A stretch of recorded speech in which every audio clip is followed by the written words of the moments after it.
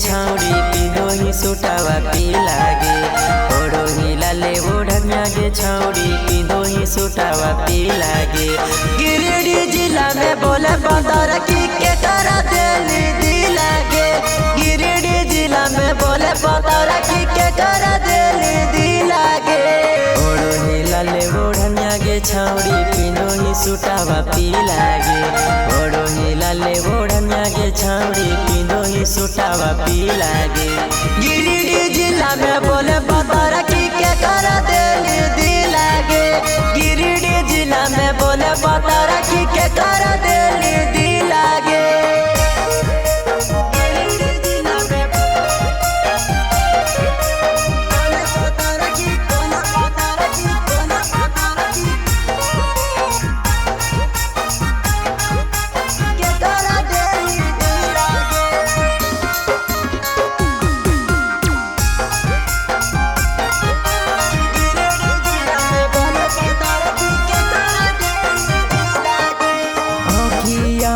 गजरा तोर केसिया में गजरा गे लागो ही कमाल माल जानी जब बजरा गे।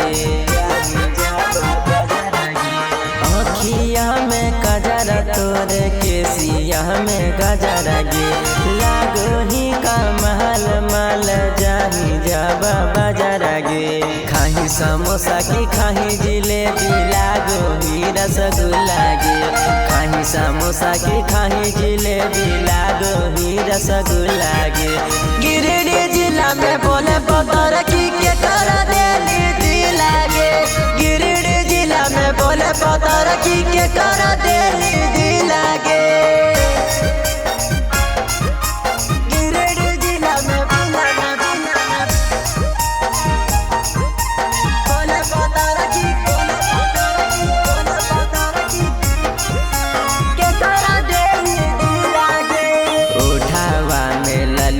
तोर कहनावा में बलिया गे पागल करी दो ही सोना सुगानियन बोलिया गे।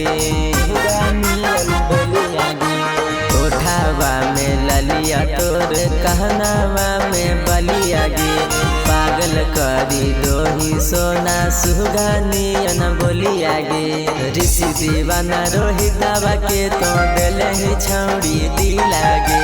पवन राजा चंदनवा के तो दिल ही छौड़ी दी लागे। गिरिडीह जिला में बोले गे छौड़ी के करा देली दी लागे। गिरिडीह जिला में बोले गे छौड़ी के करा दे